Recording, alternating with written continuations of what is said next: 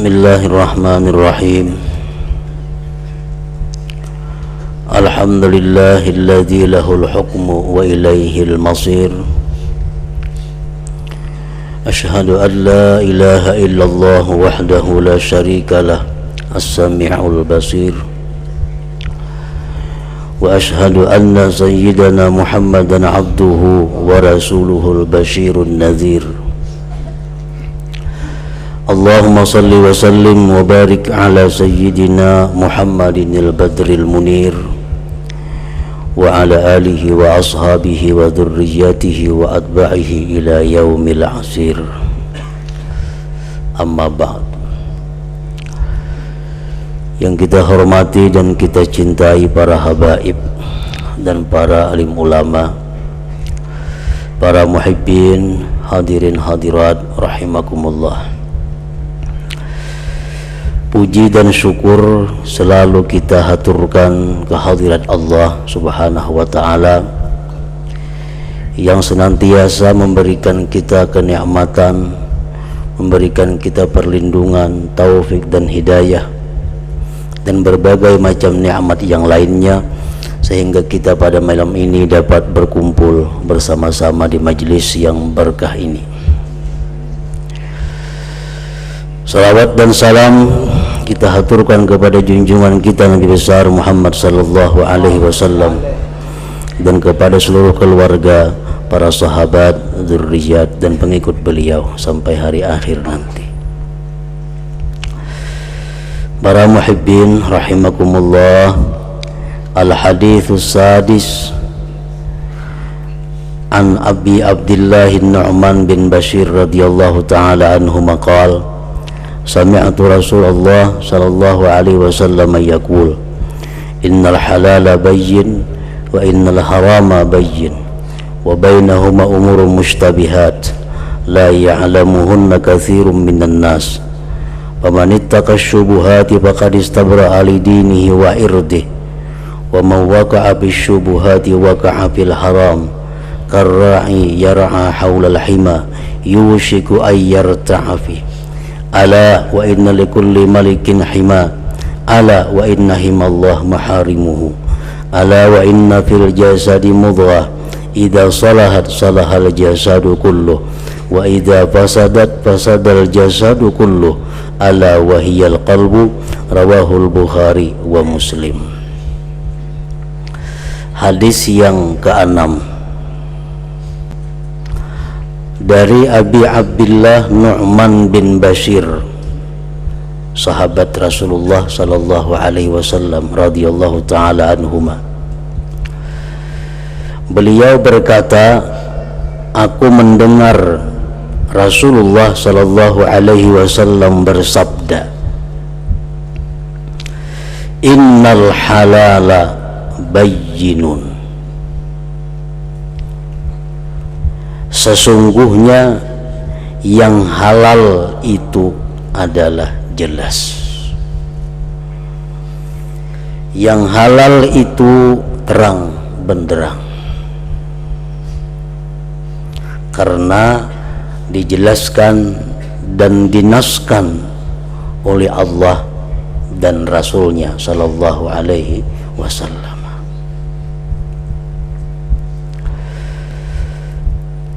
Para ulama menerangkan itu halal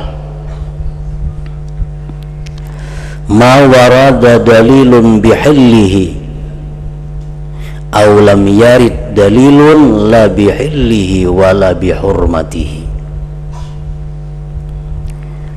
Halal itu adalah sesuatu yang datang oleh dalil dengan halalnya. Al-Quran bisa menerangkan itu halal atau sunnah Rasul, seperti firman Allah wa ahallallahul bai'a. Nah, itu jelas. Wa ahallallahul bai'a, sesungguhnya Allah menghalalkan jual beli. Nah, terang. Atau sesuatu yang tidak datang oleh dalil tidak dengan halal dan tidak dengan haram, maka ini dinamakan halal juga. Artinya dalil yang mengatakan halal kadada, yang mengatakan haram kadada juga, Quran atau hadisnya. Nah, maka itu disebut halal juga. Di dalam kitab Al-Jawahirul Lu'lu'iyah disebutkan contohnya kasyurbil kahwati, seperti minum kopi. Tidak ada dalil yang menghalalkan minum kopi, dan tidak ada dalil yang mengharamkan minum kopi. Berarti kopi itu adalah halal.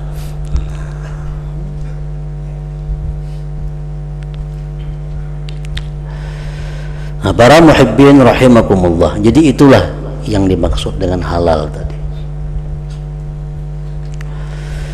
Rasulullah sallallahu alaihi wasallam bersabda tentang yang halal ini, wa man talaba halalan fi afafin kana fi darajatis syuhada, rawahu Tabarani. Barang siapa yang berusaha mencari yang halal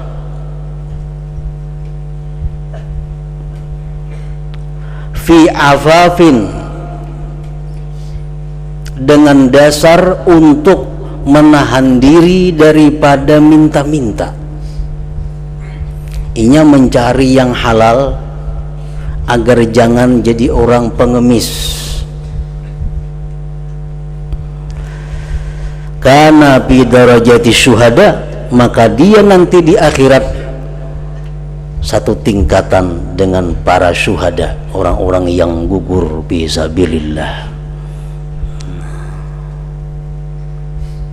Inilah kemuliaan orang yang mencari yang halal, tapi dengan niat afaf, dengan niat ta'affuf, menahan diri daripada minta-minta.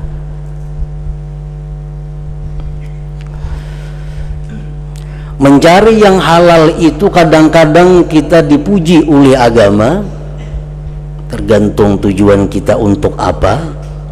Dan tidak sedikit orang yang mencari yang halal dicela oleh agama. Nang dicari ini halal, tapi kan neraka kena matinya. Kenapa? Karena tujuannya. Nang tadinya mencari halal, tujuannya agar jangan jadi orang minta-minta. Nah, itu sederajat dengan orang yang gugur fisabilillah.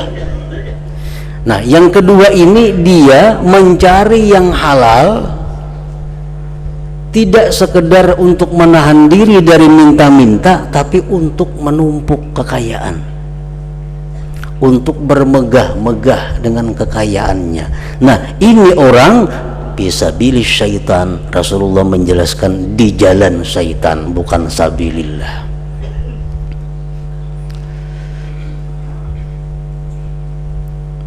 Kan kita mencari keuntungan, mencari yang halal.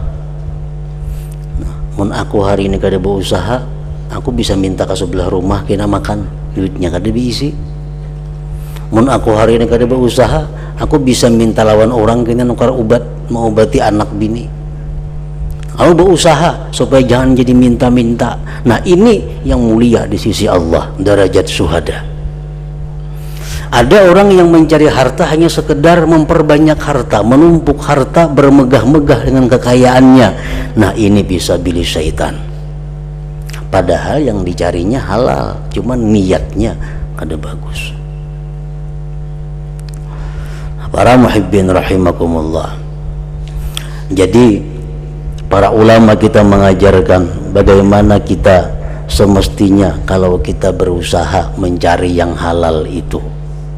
Bagaimana mestinya niat kita, bagaimana mestinya tujuan kita, supaya bukan hanya yang halal kita dapat, tapi keridhaan Allah subhanahu wa ta'ala juga kita dapatkan. Nah, itu mesti disertai niat tujuan yang baik mencari yang halal tadi. Nah, kayak apa contohnya orang mencari yang halal niatnya baik?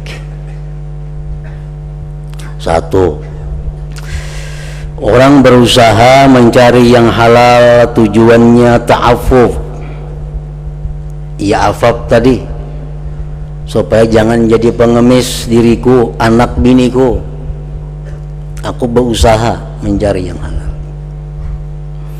Yang kedua, tujuan ke pasar berdagang ini adalah untuk menafkahi keluargaku, yang mana aku wajib menafkahi mereka. Iya, hari ini berusaha, tujuan itu. Nah, yang ketiga, aku ini berusaha mencari yang halal, tujuannya di samping untuk supaya jangan jadi pengemis, supaya bisa menafkahi kewajiban anak bini. Yang ketiga, li silaturrahim, aku mencari yang halal ini untuk silaturrahim. Kan ada duit nyaman mengilangi keluarga, membantu keluarga yang sedang kesusahan. Nah, jadi ini perlu berusaha mencari yang halal, niatnya silaturrahim. Aku mencari yang halal ini juga di samping silaturrahim, niatku litasadduq, untuk bersedekah. Nah, ini disedekahkan sebagiannya. Dan lagi aku berusaha mencari yang halal ini tujuannya adalah untuk li'izzatil Islam wal muslimin, untuk kejayaan, kemuliaan Islam dan muslimin. Artinya keuntungannya kena kusisihkan untuk madrasah, untuk pesantren, untuk orang-orang yang menuntut ilmu kaum muslimin dan muslimat. Nah, itu kejayaan Islam dan muslimin. Aku berusaha mencari yang halal ini, nah, lil hadaya, untuk memberikan hadiah-hadiah kepada orang yang berhak untuk diberi hadiah. Kan Rasulullah bersabda, tahadau, saling berhadiahlah kamu, tahabbu, niscaya kamu saling mencintai.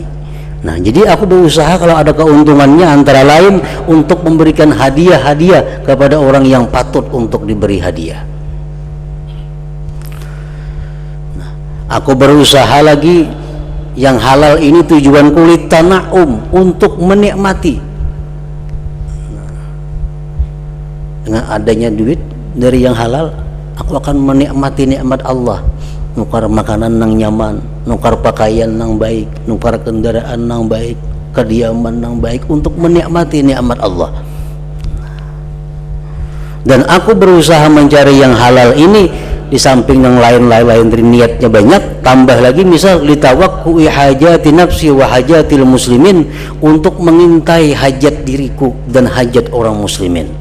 Ini sebagian untuk nafkah, sebagian duit kugunakan untuk silaturahim, sebagian keuntungannya untuk bersedekah, sebagian untuk kemuliaan Islam dan muslimin, sebagian untuk bahagia, sebagian untuk bernikmat-nikmat, mensyukuri nikmat Allah, sebagian untuk disimpan. Nah, disimpan ini tujuannya apa? Untuk mengintai kalau kini ada satu saat aku berhajat atau ada kaum muslimin yang berhajat. Nah, kalau itu niat kita mencari yang halal, maka kita akan diridhai oleh Allah Subhanahu wa ta'ala.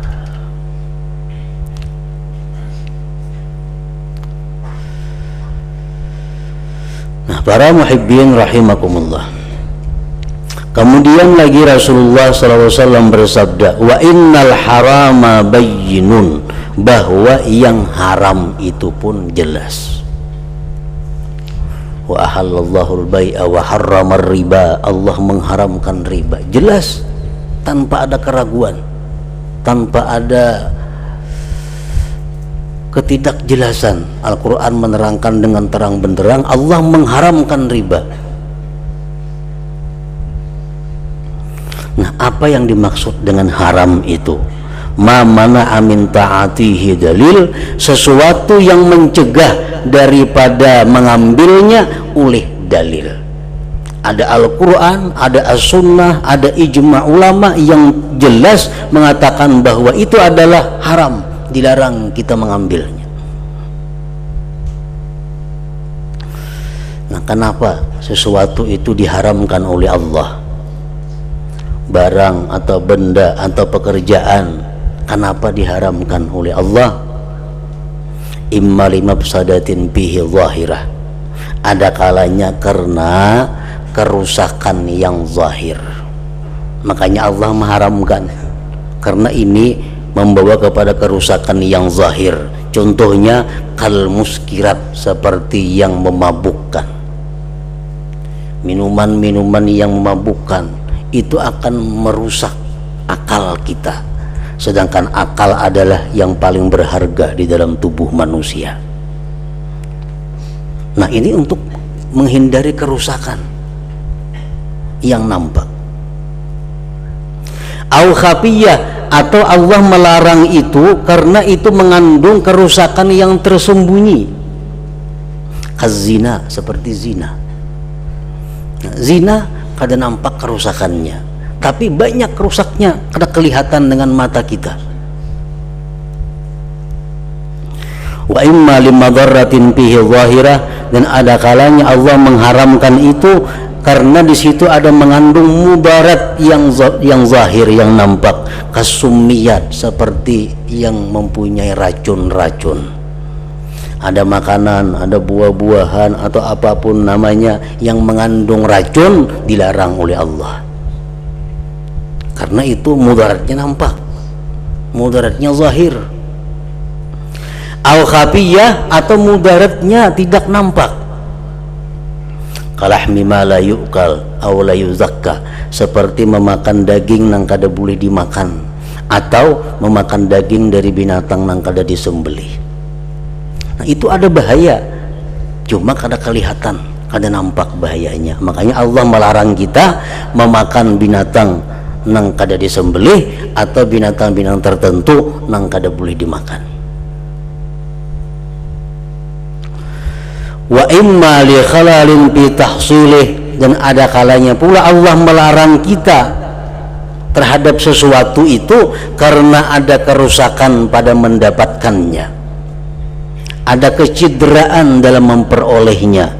Kal ma'khudz bil ghasbi awis sariqah, seperti barang yang diambil melalui merampas atau mencuri dan seumpamanya. Nah, itu pun dilarang juga oleh agama.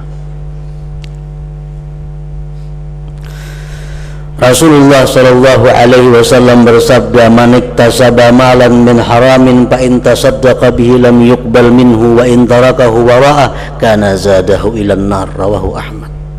Apa bahayanya kalau kita mengambil yang haram? Apa risiko yang kita dapatkan kalau kita berani mengambil yang diharamkan itu? Rasulullah menjelaskan, barang siapa yang mengusahakan hartanya dari jalan yang haram, jika dia sedekahkan dengannya, Allah tidak menerima sedekahnya. Jika dia ditinggalnya mati itu harta, maka itu nanti akan jadi bekalnya ke dalam api neraka jahanam. Ini resiko yang haram. Disedekahkan kada diterima Allah, disimpani pacang membawa kita ke neraka, dimakan Allah kada menerima lagi sembahyang kita, baik wajib atau sunat, atau doa kita ditolak oleh Allah.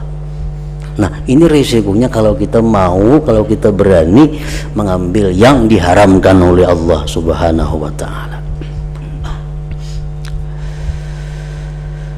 Para muhibbin rahimakumullah, Al-Imam Al-Ghazali berkata, innal harama kullahu khabith walakinna ba'dahu akhbathu min ba'd.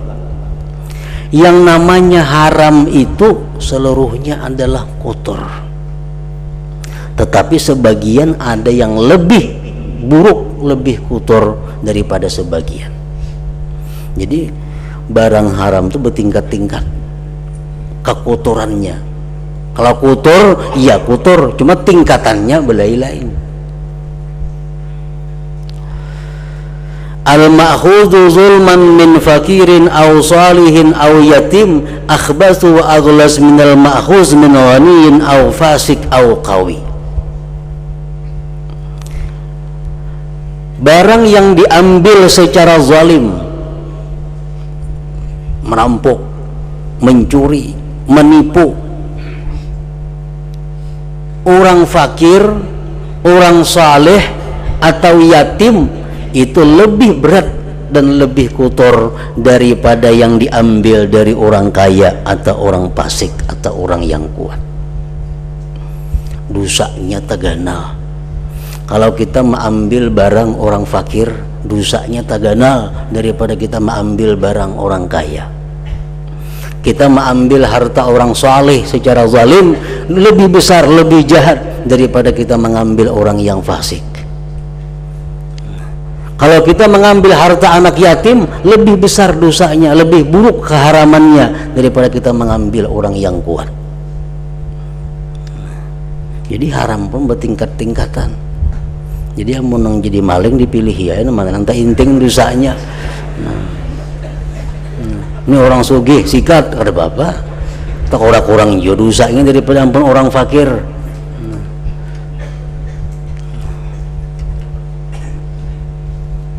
Nah, jadi tingkatan keharamannya itu berbeda-beda.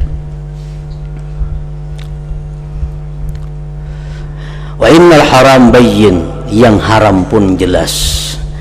Wa bainahuma umurun mushtabihat. Nah, nang halal jelas, nang haram tadi jelas. Di antara keduanya itu ada yang samar-samar. Nah, kada jelas. Kenapa jadi kada jelas? Likhtilafil ulama bi hukmi. Satu, karena mungkin ulama berbeda pendapat tentang hukumnya. Sebagian ulama mengatakan itu halal, nah ulama mengatakan itu hukumnya adalah haram. Nah, lalu jadi kada jelas nang mana juga nang iyanya. Sebagian ulama ada yang mengharamkan daging kuda, sebagian ulama ada yang menghalalkan daging kuda. Nah, jadi kuda termasuk perkara yang abu-abu. Kenapa? Karena berselisih pendapat para ulama. Ada mengatakan boleh, ada mengatakan kada. Wa imma likhtilatil halal wal haram, dan ada kalanya itu menjadi samar, menjadi kada jelas karena bercampurnya yang halal dan haram. Ini duit kita 500.000 warisan, jelas ini halal. 500.000 10 lembar 50-an. Nang ini 500.000 duit permainan manang, jelas ini haramnya, jelas ini halal, ini haram. Sama 10 lembar 50-an dibuat ke dalam ipok, kedua-duanya tercampur. Nah, nang mana kata duit permainan nih, namanya duit warisan.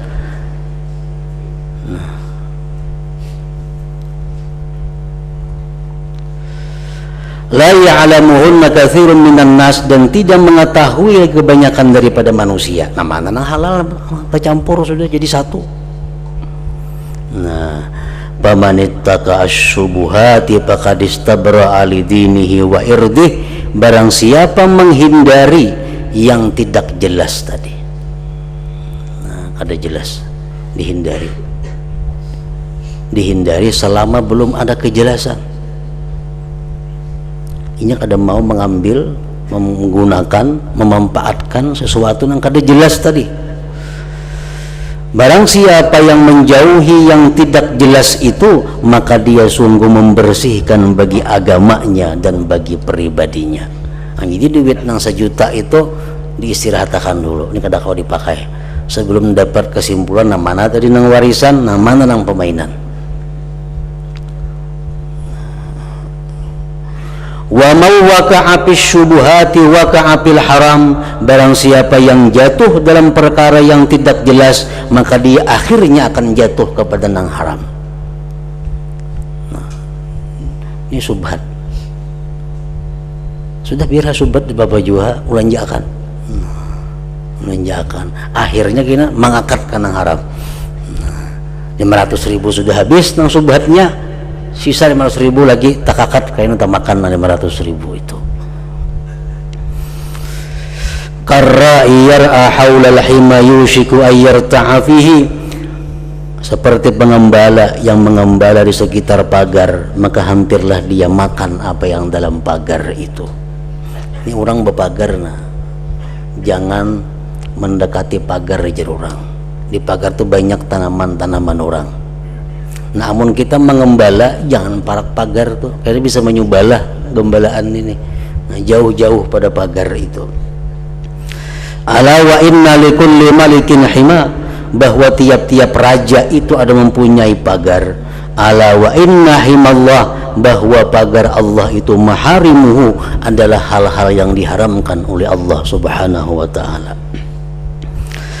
Ala wa inna fil jasadi mudghah, ketahuilah bahwa di dalam jasad tubuh manusia itu ada segumpal daging. Idza salahat salahal jasadu kulluh, bila mana itu daging tadi baik, baiklah seluruh tubuh. Wa idza fasadat, bila mana rusak, fasadal jasadu kulluh, rusaklah seluruh tubuh.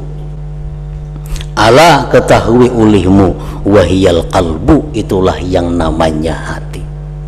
Jadi sentral dalam tubuh kita ini semuaan tergantung hati. Kalau itu baik, baik semua. Kalau itu sakit, nah sakit semua.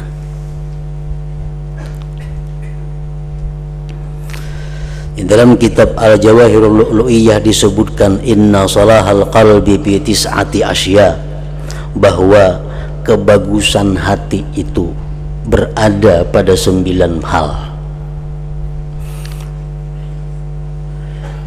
Jadi ibarat kita ini suka memandang nang haram, kita suka mendengar nang haram, kita suka memakai nang haram, kita suka bicara yang haram, itu sebenarnya satu, hati kita rusak. Kalau hati kita baik, nah semuaan ompat baik. Jadi di sini besar artinya perkara hati ini. Nah, hati yang bagus itu adalah berada pada 9 hal. Pertama, qiraatul Quran bitadabbur, membaca Al-Quran disertai perenungan-perenungan. Baca Al-Quran sambil direnungi, itu akan mempengaruhi kesehatan, kebaikan hati seseorang. Isaniha, yang kedua, khala'ul batni bitaqlilil akli, kosong perut dengan mengurangi makan. Mengurangi makan itu bagian daripada membaguskan hati. Salisuha, yang ketiga, qiyamul lail bil ibadah, bangun malam tapi beribadah. Itu membawa pengaruh yang sangat besar untuk baiknya hati seseorang. Rabi'uha, yang keempat, at-tadarru' inda sahar, tadarru' ketika sahur.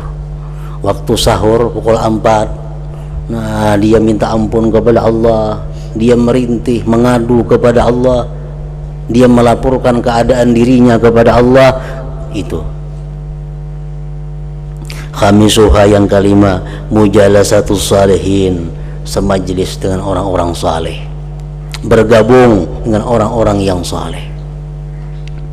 Asadisuha, sadisuha, yang keenam, as-samtu amma la ya'ni, diam daripada yang tidak berguna, menggunakan mulut dalam hal-hal yang menjadikan pahala, menjadikan mulut dalam hal-hal yang menyenangkan. Sabi'uha, yang ketujuh, al-uzlatu an ahlil jahli, menjauhkan diri dari orang-orang jahil. Jangan bakawan, jangan saruntung-saruntung dengan orang jahil. Thaminuha, yang kedelapan, tarkul khawd finnas, meninggalkan membicarakan manusia. Tasi'uha, yang kesembilan, aklul halal, yaitu memakan yang halal.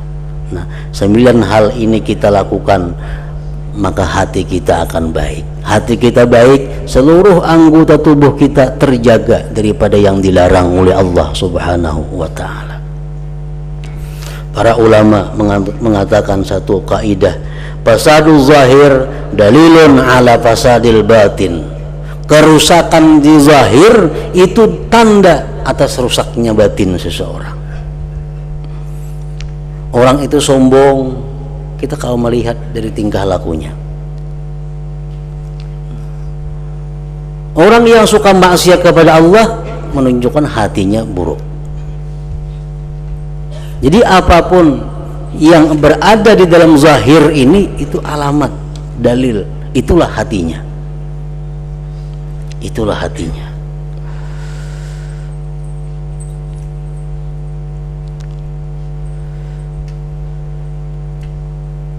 Idza salahat salahal jasadu kulluh wa idza fasadat fasadal jasadu kulluh. Bila mana bagus itu hati, itu segumpal daging, baguslah seluruh tubuhnya.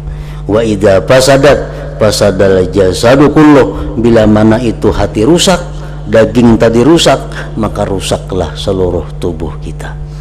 Nah, jadi sumber segala kemaksiatan, sumber segala kebaikan itu berada di dalam hati tiap-tiap orang. Kalau kita hendak jadi orang baik, baiki hati.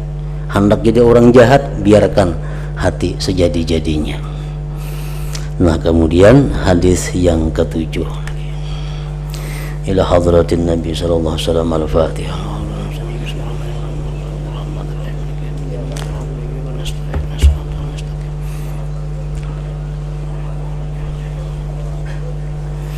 أشهد أن لا إله إلا الله وحده لا شريك له أشهد أن سيدنا محمدا عبده ورسوله لا إله إلا الله نستغفر الله لا إله إلا الله